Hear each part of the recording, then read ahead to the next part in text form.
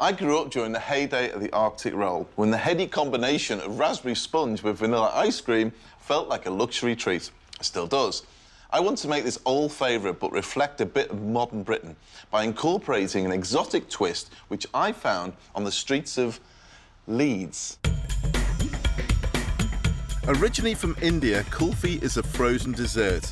It's a bit like ice cream, but it's thicker, more creamy, and comes in flavours we wouldn't normally associate with puddings, like cardamom, saffron, and pistachio.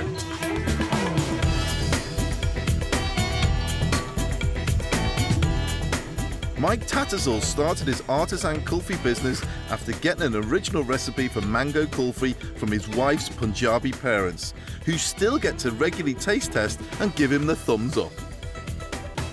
Very nice, Michael. Thank you. It's beautiful, absolutely delicious. It's more than I expected. That's great news. Yeah. I'm so glad you like it. It's very nice, it tastes good, and it's very healthy. The ingredients are pure, texture and taste is always same. Mike has done us really proud, and I'm very, very happy, and wish him all the best. Thank you.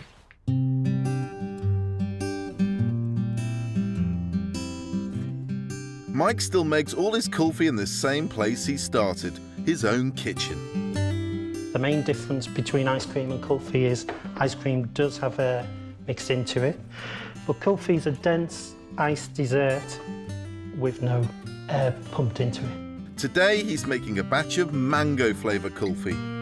I've got a mix of reduced milk and cream, and I'm just about to add a mango pulp to it. There's 3 key ingredients: reduced milk, cream, and a little bit of sweetened condensed milk. It takes a little bit of a while to mix in the pulp. The pulp's quite dense. The product's ready to go in the freezer to work its magic, I suppose.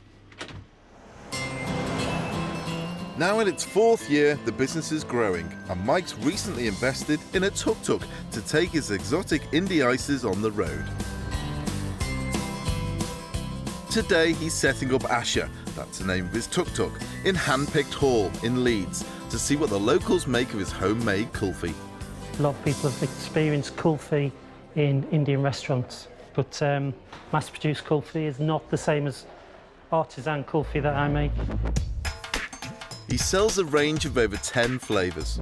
The biggest seller is almond and pistachio, closely followed by mango. Amongst his popular flavours, Mike has the 1947, inspired by India's independence, which combines 3 layers in one kulfi stick: almond and pistachio, cardamom, and classic mango.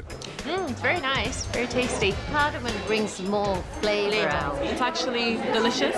First 2 layers were nice, and the bottom was mango, so it was sweet, but it's nice.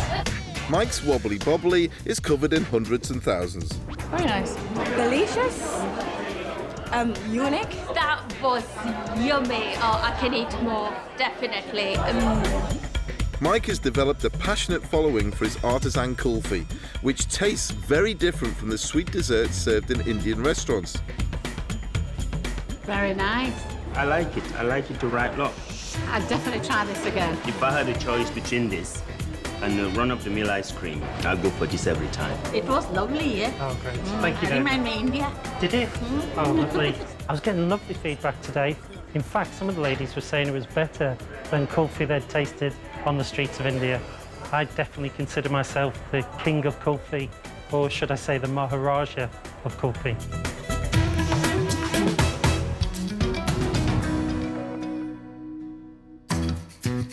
I want to kick a much maligned 70s dessert back into the spotlight.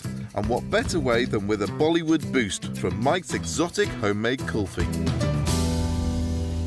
And our mobile kulfi man, Mike, is here with me. Hello, Mike. Hi, Paul. So what have we got here? We've got a wobbly bobbly and a 1947. So what's on the top bit? That's almond, pistachio, bit of cardamom. Nice. OK, what's the middle bit?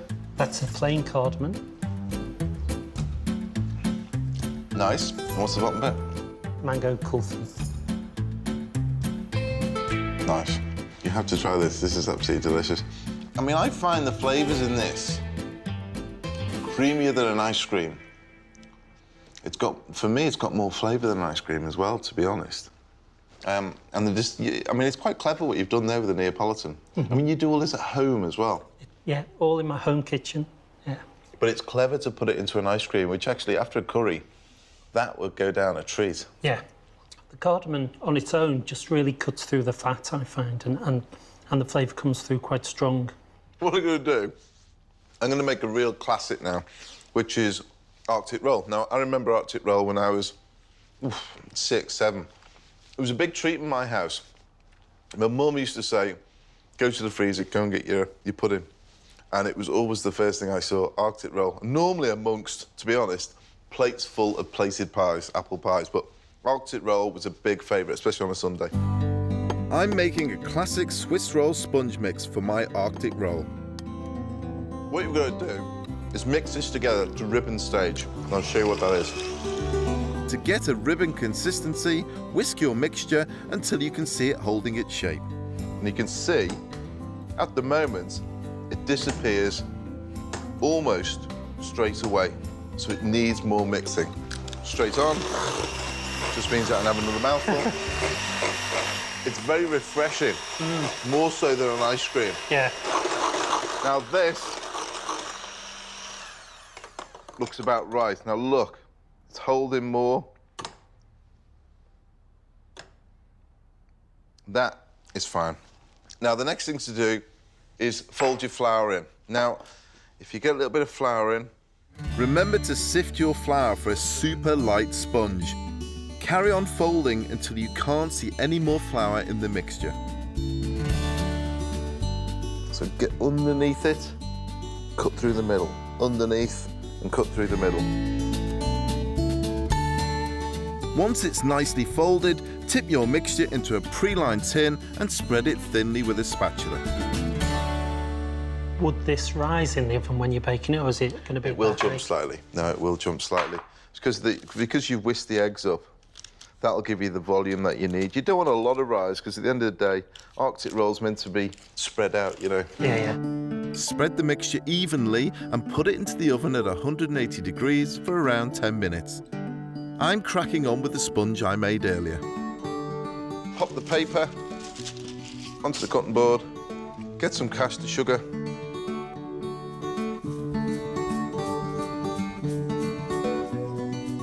All over the top. Now, this is actually going to be on the outside of the roll.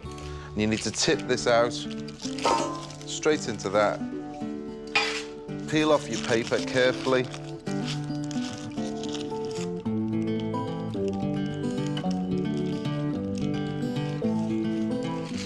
And there you have your sponge. Now you need to add your jam. I mean, you can use any jam if you want to. Yeah, I was wondering about pineapple jam, actually. Well, you know what? I was just about to say the same thing to you. I was going to say, you could use, if you got mango, you could have a mango puree on there, you could have a pineapple, you could do whatever you want. Yeah. So if you want to replicate this, Mike, yeah, no, that's the way to do it. Yeah. Bit of saffron in the sponge, would that work? Don't push it, Mike. We've got some beautiful raspberry jam all over that. Now, this is the tricky bit. Got some kulfi in here. Now, obviously, if you can't get hold of kulfi, you can use ice cream. I'm just trying this out to see if it works. Kulfi melts quickly, so don't hang about with this bit. Lay your kulfi pieces in a row and wrap them in greaseproof paper. And try and manipulate that into a sausage, OK? So once you've done that, you pop that into the freezer because it's softened up. I mean, that's softened up already. Yeah. Fortunately, Mike, I've got one frozen. Now, undo this very quickly.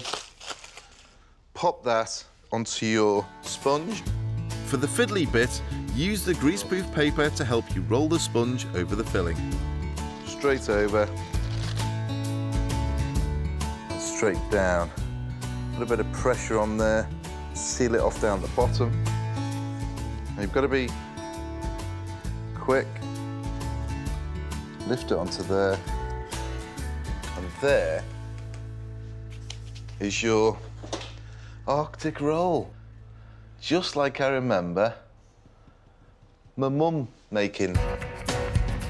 Now, you find me a kid who isn't excited about an Arctic roll. And if you use Kulfi or posh ice cream, I think you'll win over any grown-up dinner party too. Do you like that, Mike? It looks great. Can't wait to taste it. Neither can I, but we're going to have to wait a little bit longer.